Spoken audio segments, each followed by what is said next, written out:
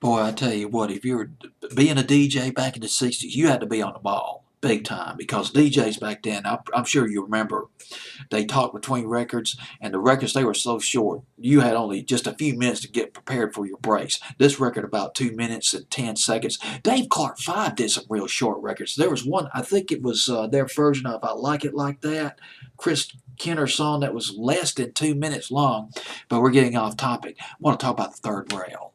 Oh, God, dog it.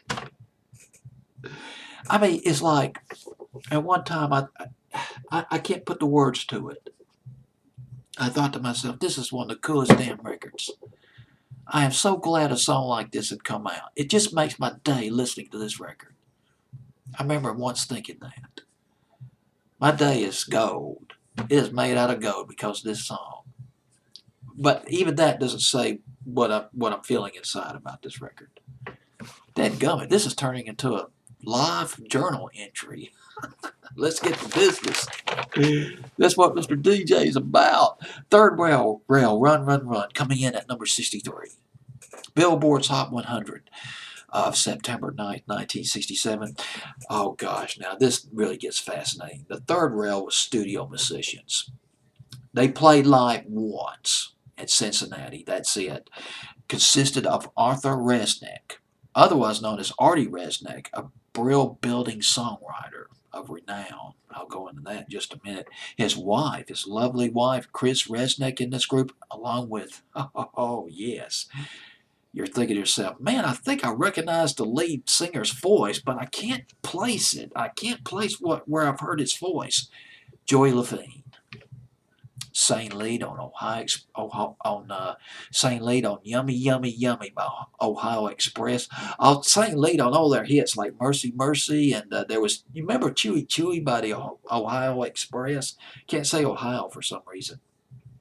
Actually, I heard Chewy Chewy on 60's on 6 the other night. Oh my goodness, that made my day. Well, Joey Levine sang lead on this record in this group. He was a teenager, sang with some New York bands before he teamed up with Artie and Chris Resnick, and later became lead singer of the Ohio Express. The song. Now I got to talk about Artie Resnick. Artie Resnick, or Arthur Resnick, wrote Under the Boardwalk. He co-wrote that song, Under the Boardwalk, by the Drifters. He also co-wrote Good Lovin', along with a guy named Rudy Clark. Artie Resnick and Rudy Clark wrote Good Lovin'. It was covered first by the Olympics. They put their soulful gusto into that record in 1965, but the Rascals, they really whipped it up. They whipped it up into the higher reaches of Billboard's Hot 100.